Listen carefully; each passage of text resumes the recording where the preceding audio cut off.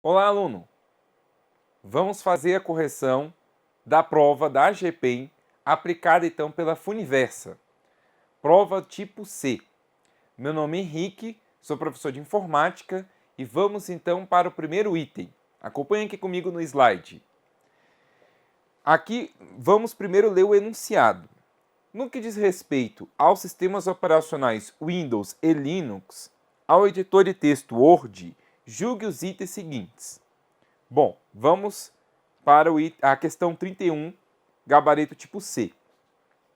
Embora os sistemas operacionais Linux e Windows possuam características distintas, o Windows foi projetado para que aplicações desenvolvidas para sistema Linux também sejam executadas por ele. Bom, então, qual é a ideia? A ideia é a seguinte. Se nós formos considerar o trivial é assim.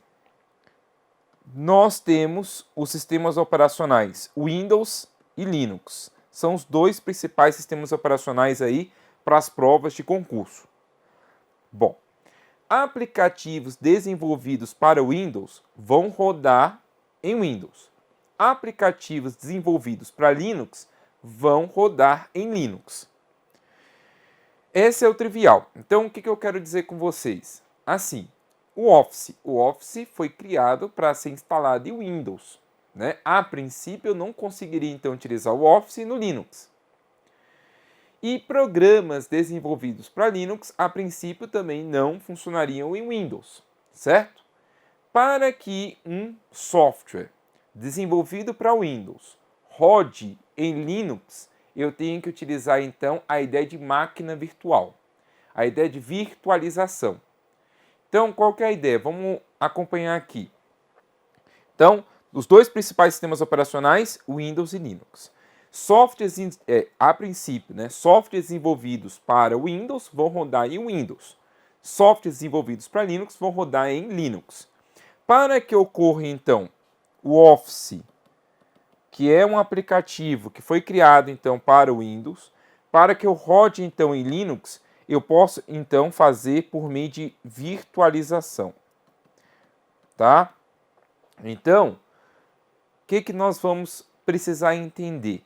Que essa ideia de virtualização, hoje em dia, já é comum. O que eu quero dizer com isso? O item está certo. O que você precisa lembrar? Que hoje é bastante comum você ter várias máquinas trabalhando com virtualização, né? Com programas desenvolvidos para Windows utilizando isso no Linux. Programas desenvolvidos para Linux utilizando no Windows, certo? Então o item é certo. Vamos ver algo que já aconteceu em provas anteriores. Então perceba que a prova é Funiversa, mas os itens estão muito no modelo CESP, tanto que também a ideia é de certo e errado, e seguindo a ideia da banca CESP. Então, o que você vai ter? Acompanhe comigo aqui um item. Nós vamos ver aqui o item da prova do CESP do MPU 2013. Fala assim: o navegador Internet Explorer não pode ser executado no sistema operacional Linux. Então, nós sabemos que o Internet Explorer ele é um programa do Windows, certo? Não pode ser executado no sistema operacional Linux, visto ter sido criado exclusivamente para ser executado no ambiente Windows. E muitas pessoas nesse item consideraram o item como certo. Mas o gabarito definitivo é errado. Por quê? Como é que eu vou conseguir utilizar o Internet Explorer, certo? Que é um programa desenvolvido para a plataforma Windows no Linux, por meio de virtualização, certo? Então, esse item está errado, o item está errado por causa do não, né? É um item do CESP, já tem então um precedente para dizer que esse item que nós fizemos da questão 31 da Funiversa, certo. Então vamos ler novamente. Embora os sistemas operacionais Linux e Windows possuam características distintas, o Windows foi projetado para que aplicações desenvolvidas para Linux também sejam executadas por ele, certo? Por meio da ideia de virtualização. Próxima questão, Vamos então para a questão 32. Desde que habilitado, o Word permite não apenas a importação de arquivo PDF, mas também sua edição. No entanto, alguns objetos, como por exemplo tabelas, não podem ser modificados. Bom, vamos fazer uma divisão aqui. Primeiro detalhe, nós temos o Word 2013 e o Word até a versão 2010. Nós temos aqui algo distinto. O Word 2013 você consegue então importar PDF. Você consegue abrir PDF.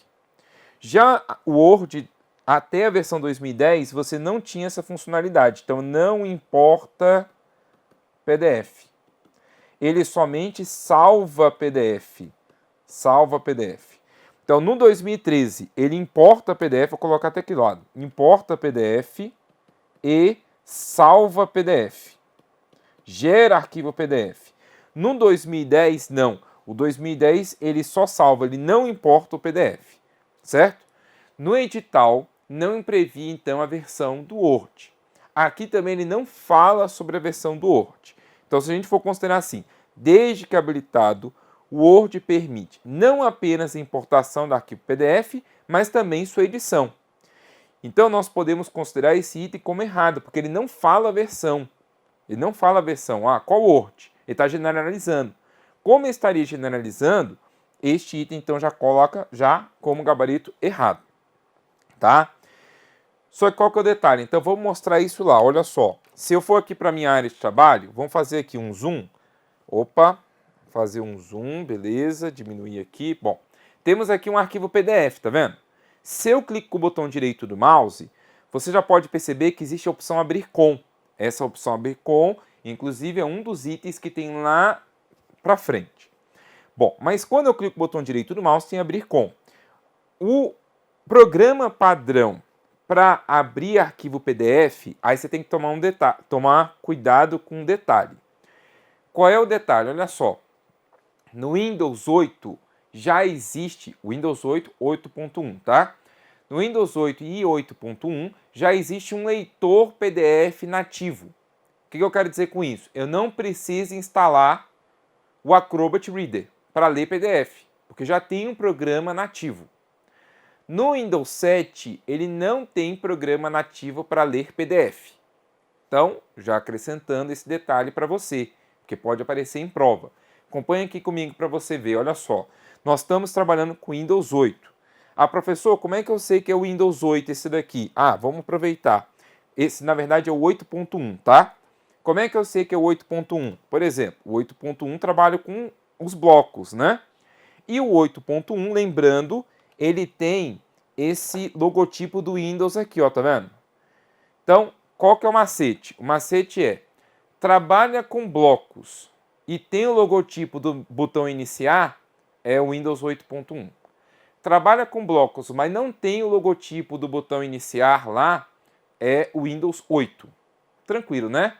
Vamos voltar aqui. Olha só. Trabalho com blocos e tem o logotipo do Windows aqui, ó. Eu tenho o logotipo do Windows bem aqui nessa parte, ó. Que o Windows é esse, 8.1.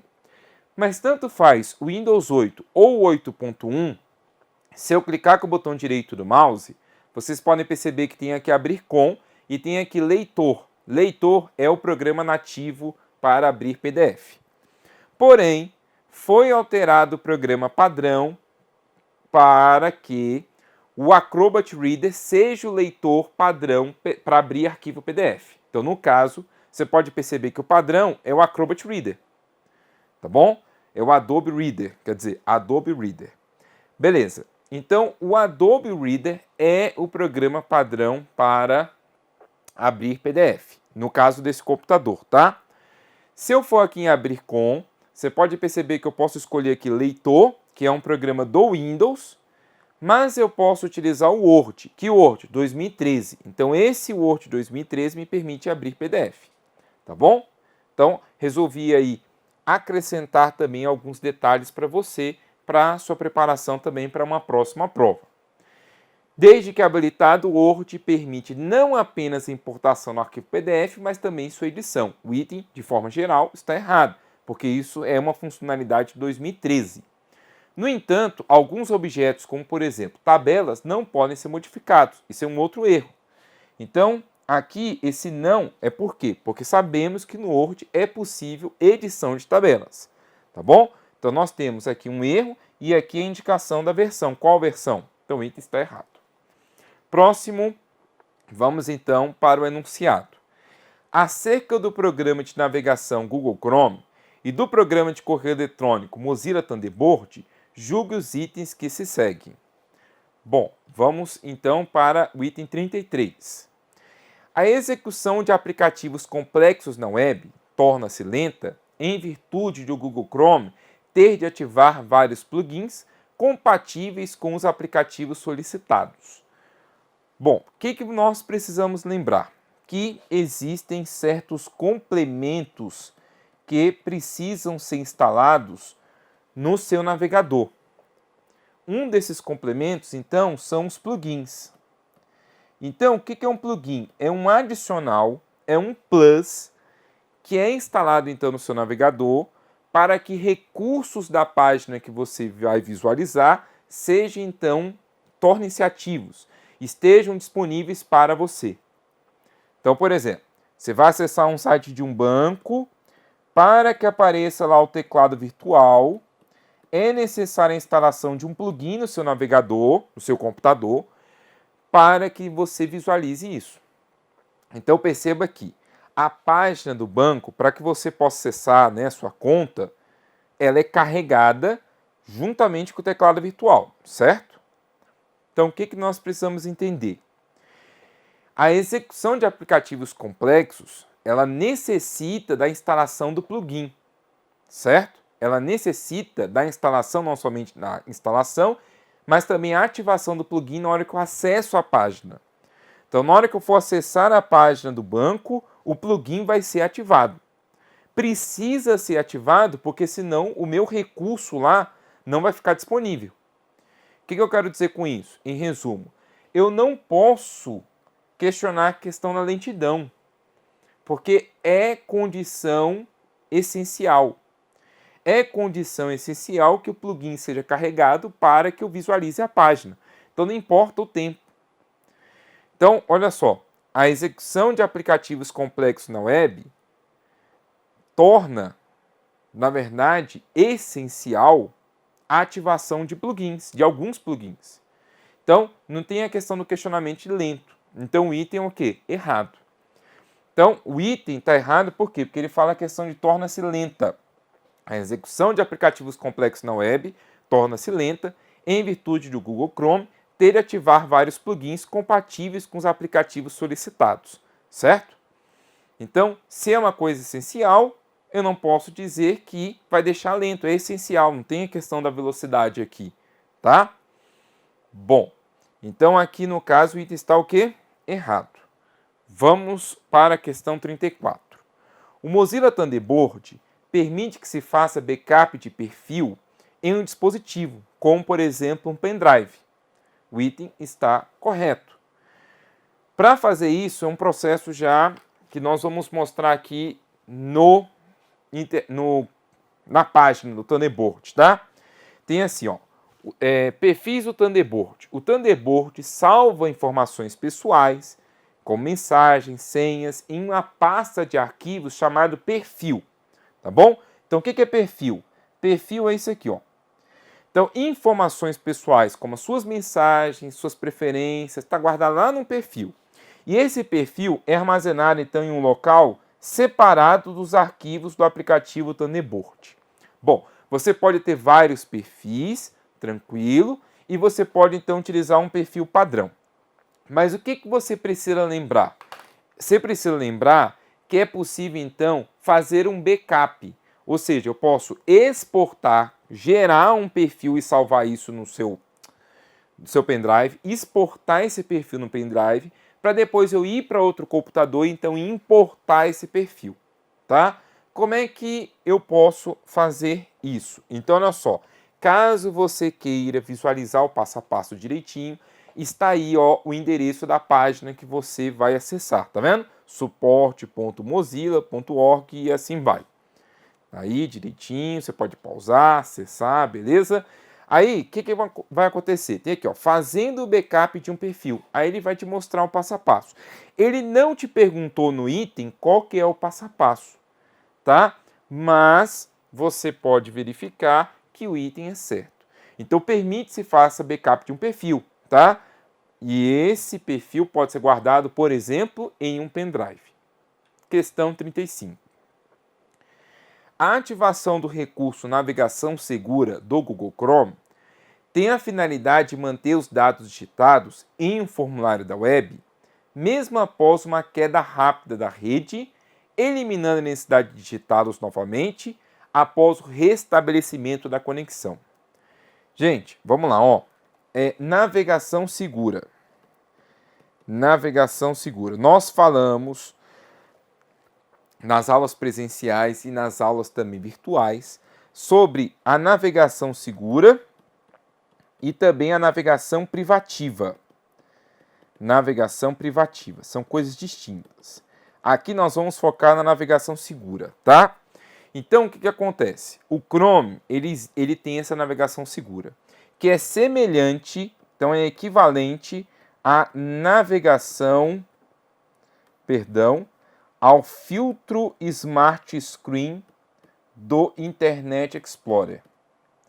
Então, lembra que nós costumamos falar mais do Internet Explorer no tocante aqui agora no filtro Smart Screen. O que o filtro Smart Screen faz? E por equivalência, a navegação segura. Bom, o filtro Smart Screen, gente, ele vai filtrar, bloquear a visualização de páginas cadastradas como phishing, ou seja, páginas falsas, né? Falsa, ou páginas que disseminam códigos maliciosos, que espalham códigos maliciosos. Códigos maliciosos, lembrando o termo em inglês, malwares. Então você vai acessar uma página. A página está cadastrada como falsa, como phishing, ou que tem a potencialidade de disseminar, espalhar, contaminar seu computador por códigos maliciosos, o filtro Smart Screen do Internet Explorer, ou o equivalente dele, navegação segura no Google Chrome, bloqueia, filtra esta visualização da página. Portanto, isso está errado. Por quê? Porque ele dá uma noção aqui errada, equivocada, do que é o recurso navegação segura. Então ele fala que tem a finalidade de manter os dados digitados em um formulário da web, mesmo após uma queda rápida de rede, eliminando a necessidade de digitá-los novamente. Então isso aqui é errado, tá? Beleza? Vamos aí para a questão de número 36. Mas antes vamos ler o enunciado. Com relação à computação na nuvem, ao gerenciamento de arquivos e pastas e aos aplicativos para a segurança, julgue os itens a seguir. Aí nós temos o 36. Mesmo sendo um aplicativo para a segurança, um firewall pode se tornar vulnerável caso não seja configurado adequadamente. Então, qual é a ideia? Nós precisamos lembrar o seguinte: o firewall é um mecanismo de proteção, certo? O firewall é um mecanismo de proteção.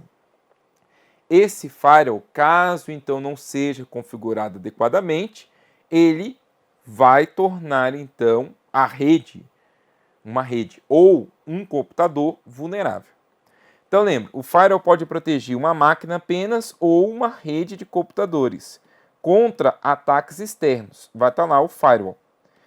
Ele pode proteger. Porém, se existir alguma falha de configuração, pode então se tornar a rede vulnerável. Beleza? É só você pensar na sua casa, tranquilo. Você tem lá o portão não está fechando direito. Tem lá alguma falha de segurança. Obviamente, alguém pode explorar essa falha de segurança, tá? O item está certo. Só que aqui, se alguém quiser entrar com recurso, infelizmente, a Funiverse está utilizando esse termo aqui, aplicativo, como sinônimo de software. Certo? Tem dois itens falando sobre isso. Aplicativo como se fosse um software.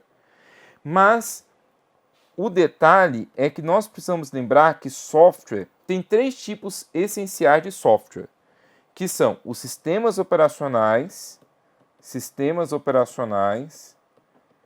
os aplicativos e utilitários. Basicamente, o que precisamos lembrar é que aplicativos são programas para as tarefas do dia a dia do usuário. Tarefas do dia a dia do usuário. Então, edição de um texto, edição de uma planilha eletrônica, navegação em páginas. Então, exemplo de aplicativos: Word, Excel, PowerPoint, calculadora, são exemplos de aplicativos. É diferente do utilitário. Utilitário não é tarefas do dia a dia do usuário. Aqui está relacionado mais à máquina. A máquina que vai resolver a situação. Exemplo utilitário. Nós temos, vou colocar aqui de outra cor, tá? Desfragmentador é um utilitário. O que mais? Antivírus é utilitário. Certo? O que mais? O verificador de erros é um utilitário. Certo? Etc. Qual que é a ideia? Quando eu vou lá e inicio a desfragmentação, quem é que vai realizar a desfragmentação mesmo? É a máquina. Quando eu vou abrir o Word, quem é que vai fazer a edição do texto mesmo? A edição do texto é o usuário. O usuário que vai lá escrever, ele utiliza aquilo ali para a sua tarefa do dia a dia. Já é diferente do desfragmentador, que quando ele abre, ele deixa a máquina fazendo a desfragmentação. Então, aqui cabe um detalhe. Quem quiser entrar com recurso, né, infelizmente está utilizando-se a palavra aplicativo como equivalente a software. E aplicativo é um tipo de software. Na verdade, o firewall é um tipo de utilitário. Tá bom? Mesma situação vai aparecer aqui na questão 37. Um dos procedimentos de segurança da informação é instalar no computador o anti-spyware e o antivírus, pois o anti-spyware é um aplicativo que completa o antivírus. E o item aqui é certo, com a ressalva. Qual a ressalva? Então, nós vamos ter que fazer a mesma ressalva aqui, ó. Aqui ele colocou que o anti-spyware é um aplicativo. E, ao pé da letra, o anti-spyware seria o quê? Um utilitário. Então, olha só. A questão 37 e a questão 36, vou considerar aqui esse critério, os dois itens teriam que ter seu gabarito alterado, tá? O que nós precisamos lembrar? Que anti-spyware e antivírus são utilitários. Mas, o que acontece? Vamos considerar aqui que colocou o aplicativo como um sinônimo de software. Tá? Infelizmente, aqui eu acho um erro, mas vamos lá. Qual que é a ideia? Nós precisamos lembrar que antivírus, ele elimina 3 coisas. Quais são?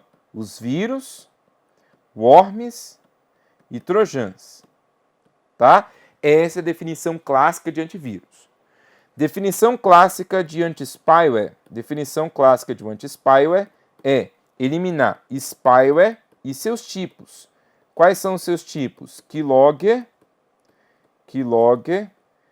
screenlogger e adware. Tá bom? Agora, o que você precisa lembrar? Que a ideia é que os dois se complementam. Tá bom? A ideia é que os dois se complementam. Você tem um antivírus e um anti-spy instalado no seu computador. Além disso, lembrando, por questão de segurança, você tem que ter um firewall, você tem que ter programas atualizados, beleza? Agora, lembrando que existe comercialmente antivírus como um geral. Então, comercialmente, né, na parte comercial, se utiliza então o termo antivírus, na verdade, como um anti-malware. Então, o anti-malware, para falar a verdade, seria então anti-tudo. Seria anti qualquer tipo de código malicioso. Tá bom? Então, comercialmente, o antivírus, ele viraria então, seria um equivalente de um anti-malware. O que eu quero dizer com isso? Você vai lá na loja de informática, aí você vai lá, tem lá antivírus. Geralmente esse antivírus, na verdade, é hoje um anti-malware. Ele tem, né, a possibilidade de eliminar qualquer tipo de código malicioso, né? Pelo menos assim, teoria, tá bom? Beleza? Mas para as provas, perceba nesse item que existe uma diferença teórica entre antivírus e anti-spyware. E eles se complementam. Beleza? Vamos voltar aqui. Questão 37, considerando aí o item, gabarito então da banca é certo para o 37, gabarito da banca para o 36 é certo. Fazendo a ressalva de diferença. Aplicativo é um tipo de software. Deveria ter sido claro isso, tá bom? Questão 38. Uma das desvantagens da computação na nuvem é o fato de que, mesmo ela sendo um conjunto de computadores em rede, com o objetivo de compartilhar recursos computacionais, toda nuvem possa ser comprometida caso haja falha de um desses computadores. Então, até aqui o item está certo. Até aqui está certo no que? A computação na nuvem é o fato de que existe um conjunto de computadores em rede e tem lá o objetivo de compartilhar recursos. Ok. Mas eu não posso dizer que toda nuvem vai ser comprometida caso haja falha de um desses computadores. Esse é o item errado. Aliás, a internet da sua origem, no seu berço, né, isso já caiu inclusive em prova, ela veio de uma rede militar lá dos Estados Unidos chamada ARPANET. A ARPANET foi desenvolvida em época de Guerra Fria. Então você tinha lá as redes de universidades, elas se comunicavam de tal forma que, qual que é a ideia que nós vamos ter? Uma se comunica com mais de uma. O que eu quero dizer com isso? Olha só, na época da Guerra Fria, ocorreu o risco de cair uma bomba nuclear aqui, por exemplo? Poderia. Caindo uma bomba nuclear aqui, esta rede deixando de funcionar, compromete toda a rede? Não, porque você pode perceber que as outras ainda vão se comunicar, tá vendo? Essa é a ideia que tinha lá nessa rede militar que antecedeu a internet, chamada ARPANET, tá bom? E o conceito de nuvem segue a mesma ideia aqui também, tá bom? Vamos aí para o gabarito. O item então é errado. Vamos para a questão 39. Explorador de arquivos. Né? O explorador de arquivos é o antigo Windows Explorer. Mudou o nome, né? Então, o Windows Explorer, a partir aí do Windows 8, é explorador de arquivos. O explorador de arquivos do Windows 8, por questões de segurança, não permite a criação de uma pasta na raiz do sistema operacional, ou seja, o C2 pontos. Então, C2 pontos é a raiz do sistema operacional? Sim, até aqui tranquilo. Qual que é o erro? O erro está aqui no não. Eu posso criar uma pasta lá no C2 pontos? Posso. Tranquilamente, o item então está errado. Vamos lá para o último item, questão 40. No explorador de arquivos do Windows 8, o procedimento de pressionar o botão direito do mouse sobre um arquivo do Word e posteriormente selecionar a opção Abrir com, mostra as opções de aplicativos compatíveis para abri-lo. Bom, aqui só uma ressalva. Selecionar, na verdade, selecionar passa a ideia de você clicar, né? Você selecionar. Mas aqui é repousar o ponteiro do mouse, a opção Abrir com. Precisa eu selecionar, precisa eu clicar, né? Mas tudo bem. Quando você vai aqui para um arquivo, que nem eu mostrei para vocês, cliquei com o botão direito do mouse, tem aqui Abrir com. Só repousei o ponteiro do mouse, posso escolher um programa, tá bom? E só por desencargo de consciência, mostrar aqui para vocês, né? Nós temos aqui o Windows Explorer, vamos aqui para o C2 pontos, a pasta, né, raiz. Então estamos aqui no C2 pontos, clico com o botão direito do mouse, eu tenho a opção aqui novo, tá vendo? Eu posso então criar uma nova pasta nessa minha raiz. Criei aqui a nova pasta, tranquilo, sem muito mistério. Voltando lá para o item, questão 40, o item então está certo, beleza? Galera, nós então finalizamos os comentários da prova de informática AGPEM. Espero que vocês tenham gabaritado então a prova, tenha gabaritada, né, a prova toda. Continue estudando né? Para que vocês possam passar, inclusive, em novos concursos, novas provas. Tranquilo? Um abraço.